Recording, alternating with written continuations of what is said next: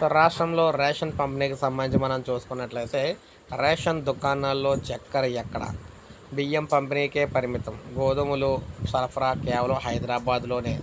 రాష్ట్రంలో చౌక ధరల దుకాణాలు బియ్యం పంపిణీకి మాత్రమే పరిమితం అవుతూ ఉన్నాయి. రేషన్ షాపుల్లో చక్కెర జాడ కనిపించడం లేదు.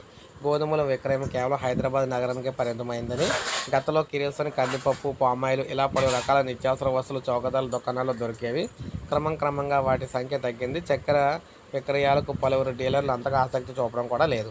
గోధుమల్లో కూడా కొరత. రాష్ట్ర వ్యాప్తంగా 17,000 రేషన్ దుకాణాలు ఉన్నట్లు రేషన్ కార్డుదారుల సంఖ్య 90,000 పైగా ఉండగా, రేషన్ దుకాణాల్లో బియ్యంతో పాటు గోధుమలు, చక్కెర మాత్రమే లభిస్తూ ఉన్నాయన్నమాట. ఇందులో బియ్యం ఉచితంగా వస్తూ ఉండగా, గోధుమలు, చక్కెరకు విడివిడిగా డీలర్లు అయితే డీడీలు కట్టాలి. ఈ డీడీలకు అనుగుణంగా మండల స్థాయి స్టాక్ పాయింట్ల నుంచి సరుకులు వస్తాయి. అయితే చాలామంది డీలర్లు ఇందుకు ఆసక్తి చూపడం లేదని సమాచారం. గోదాముల్లో నిల్వలు లేకపోవడంతో చక్కెర రావటం లేదని కొందరు డీలర్లు చెబుతున్నారు. అంత్యోదయ అన్న యోజన రేషన్ కార్డు ఉన్నవారికి ప్రతి నెల కిలో చక్కెర ఇస్తున్నారు. కిలో ధర 13.5 రూపాయలు. అదే బహిరంగ మార్కెట్లో అయితే 40 రూపాయల పైనే, అంటే మూడింతల ధర చెల్లించాల్సిన పరిస్థితి.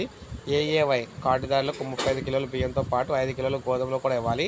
కిలో గోధుమల ధర 7 రూపాయలు. రాష్ట్రానికి ప్రతి నెల 560 టన్నుల చక్కెర కేటాయింపు అయితే ఉంది. అయినా ఉపయోగించుకోలేని పరిస్థితి అయితే ఉంది. సో ఏదేమైనా మొత్తం మీద సో రేషన్ కార్డుదారులకు అన్యాయమే జరుగుతుంది. ఎందుకంటే ఉట్టి బియ్యంతో సరిపెడుతూ ఉన్నారన్నమాట. సో ఎలా ఉంది ప్రజెంట్ తెలంగాణ మనకు రేషన్ పంపిణీ? ఒక లైక్ చేయండి, సబ్స్క్రైబ్ చేసుకోవచ్చు. మా ఛానల్ సబ్స్క్రైబ్ చేసుకోండి.